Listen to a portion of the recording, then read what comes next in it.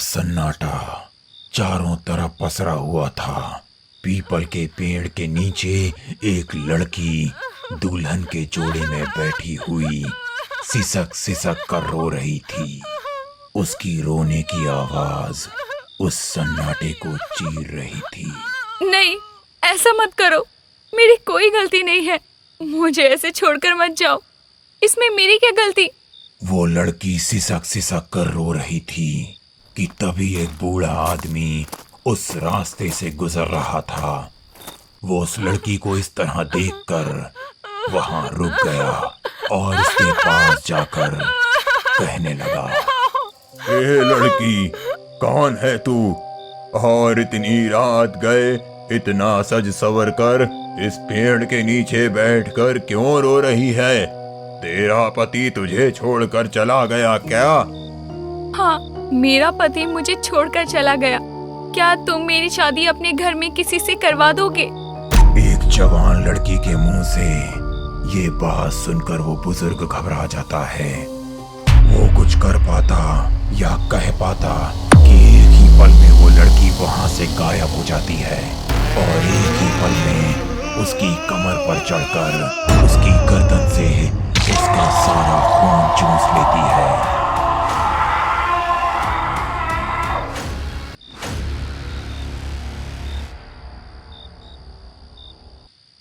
अगले दिन राम और केशव दो भाई थे जो कि अपने बूढ़े पिता को छोड़कर कमाने के लिए शहर चले गए थे।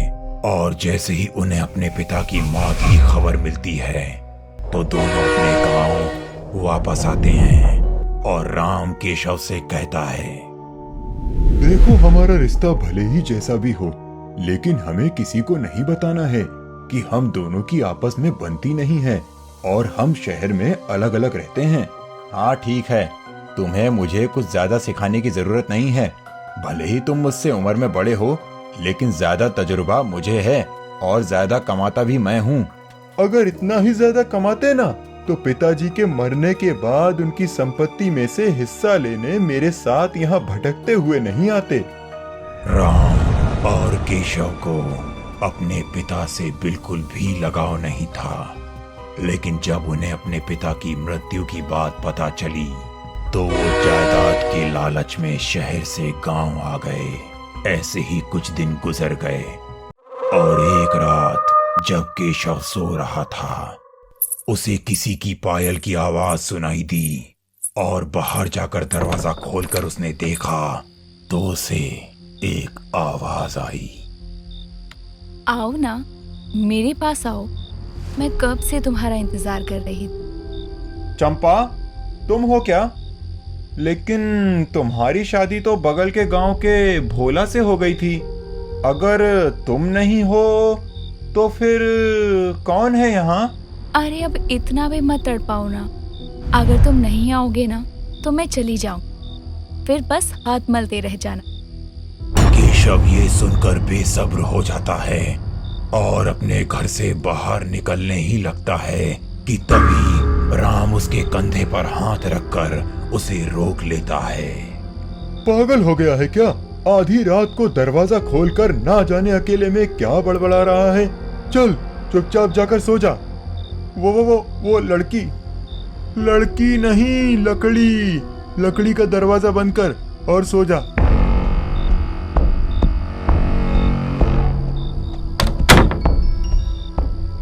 राम केशव को अपने साथ सुला लेता है और अपने पिता का क्रियाकर्म सब विधि विधान को पूरा करने के बाद राम अगले दिन जब अपने बिस्तर पर सोता है तो उसे अपने ऊपर किसी भारी चीज के होने का एहसास होता है। उसका दम घुट सा रहा था और अचानक ही उसे किसी की सांसों की आवाज सुनाई देती है। ये सब क्या हो रहा है? मैं अपने बिस्तर से उठ क्यों नहीं पा रहा हूँ? और ये सांसों की आवाज कहाँ से आ रही है? राम ये बोलकर बेचैन हो जाता है और उठने की कोशिश करता है। वो तड़फने लगता है, ऊपर उठ नहीं पाता तभी राम जैसे ही अपनी पलक झपकाता है, उसे अपने ऊपर हवा में लटकी हुई पिशाचनी नजर आती है, जो कि एकदम से उसके ऊपर आ गिरती है और कहती है, अब मैं तुम दोनों भाइयों को इस गांव से नहीं जाने दूंगी। तुम दोनों भाइयों ने मेरी जिंदगी को बर्बाद कर दिया। तुम्हारे बाप का खात्मा भी मैंने ही किया, ताकि तुम दोनों उसकी जायदाद की लालच में इस गांव में आओ और मैं तुम दोनों को मार सकूं। कौन हो तुम? मैं तुम्हें नहीं जानता। बस इतना समझ लो कि मैं तुम दोनों की मौत बनकर आई हूँ। पिशाचनी अपने दांतों को बड़ा करती है और उसके चेहरे पर बहुत सारी झुर्रियां आ जाती हैं और उसके बाद वो राम के शरीर का सारा खून चूस जाती है। सुबह राम की लाश देखकर केशव पहले तो हैरत में पड़ जाता है और फिर कहता है, अरे ये क्या, लगता है सारी जिंदगी भैया ने लोगों का खून चूसा और अब कोई भैया का खून चूस कर चला गया। लेकिन मेरा क्या, अब तो सारी जायदाद मेरे नाम, ऐश करूंगा ऐश। केशव नादान बुद्धि था, इसीलिए वो राम की मौत देखकर भी समझ नहीं पा रहा था कि उसकी मौत भी अब उसके बहुत पास थी। केशव अब जल्दी से जल्दी अपने घर को बेचना चाहता था। इसी विषय में बात करने के लिए वो किसी के घर जा रहा था कि तभी उसे रास्ते पर एक लड़की मिलती है, जिसे देखकर वो मोहित हो जाता है। हाय, कितनी सुंदर लड़की है। इतनी सुंदर लड़की तो मैंने शहर में भी नहीं देखी। काश मैं अपनी पिता की जायदाद के साथ साथ इसे भी अपने साथ शहर ले जा पाता। तो ले जाओ ना, तुम्हें किसने रोका है? थाम लो ना मेरा हाथ। केशव उस लड़की की आंखों में देखता है और एक ही पल में सम्मोहित हो जाता है, जिसके बाद वो लड़की अपने जादू से उसे दूल्हे की पोशाक पहना देती है और खुद दुल्हन की पोशाक पहनकर घूंघट कर देती है। घूंघट करते ही उसके चेहरे पर फिर से झुर्रियां और उसकी डरावनी हंसी आ जाती है। उसके बाद वो जादू से एक मंगलसूत्र और सिंदूर प्रकट करती है और कहती है, लो, भर दो इस सिंदूर से मेरी मांग और बना लो मुझे अपना। मैं हमेशा तुम्हारे साथ रहूंगी, मरने से पहले भी और मरने के बाद भी। केशव मोहित होकर उसे सिंदूर लगाने जा ही रहा था कि तभी आसमान से एक बिजली कड़कती है और केशव का सम्मोहन टूट जाता है। ये सब क्या हो रहा है? कौन हो तुम? और मैं यहाँ कैसे आया? ये तुम क्या कर रही हो? केशव का सम्मोहन टूटता देखकर अब वो अपने पिशाचनी रूप में थी। उसकी डरावनी हंसी और डरावना चेहरा देखकर केशव थर थर कांपने लगता है। कौन हो तुम? तू मुझे नहीं पहचानता, लेकिन मैं तुझे और तेरे भाई और तेरे बाप को अच्छे से जानती हूँ। तुम तीनों की वजह से मेरी जिंदगी बर्बाद हो गई और आज मैं उसी का बदला लेने आई हूँ। मेरे परिवार की वजह से तुम्हारी जिंदगी खराब हुई, लेकिन मैं तो तुम्हें जानता तक नहीं हूँ। जानोगे कैसे? तुम मुझसे कभी मिले नहीं। मैं तुम्हारे पिता के दोस्त मोहन की बेटी हूँ, जो कि पास ही के गांव में रहता था। तुम्हारे पिता ने मेरे पिता से वादा किया था कि जब तुम दोनों बड़े हो जाओगे तो तुम दोनों में से एक से वो मेरी शादी करवाएंगे। और कुछ समय पहले वो मेरे घर आकर मेरे हाथ में शगुन भी देकर गए थे।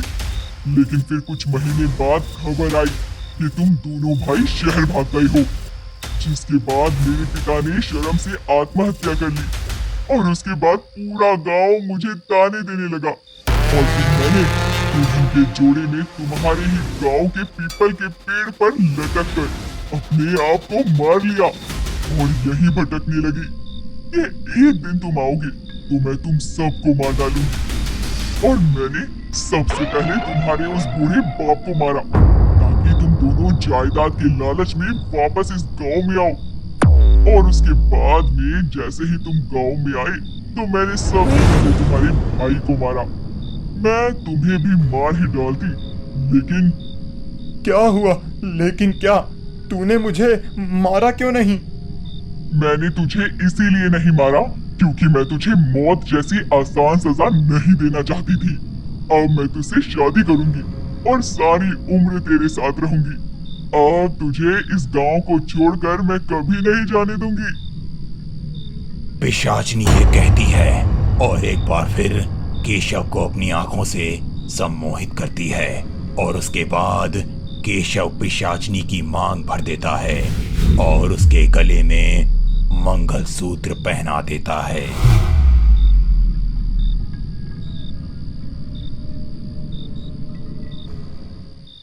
केशव को शहर से कॉल आता है। आपको बोल दिया ना कि मैं अब शहर नहीं आ रहा हूँ, मुझे अब गांव में ही रहना है। केशव ये बोलकर फोन काट देता है और उसके बाद अपने घर में लगे बड़े से आईने में देखकर खुद से कहता है, अब तो खुश हो ना तुम भाग्यवान, मैं शहर नहीं जा रहा हूँ। केशव ये बोलकर जैसे ही आईने में देखता है तो उसे अपनी कमर पर चढ़ी हुई पिशाचनी नजर आती है जिसका बोझ केशव की कमर ने उठा रखा था। अब केशव अपनी मौत तक पिशाचनी के साथ उसका बोझ उठाए उसी के घर में रहता है और वहीं तड़प तड़प कर दम तोड़ देता है। इस तरह पिशाचनी ने अपनी मौत का बदला लिया और उसके बाद केशव की रूह को अपने साथ लेकर इस दुनिया से चली गई।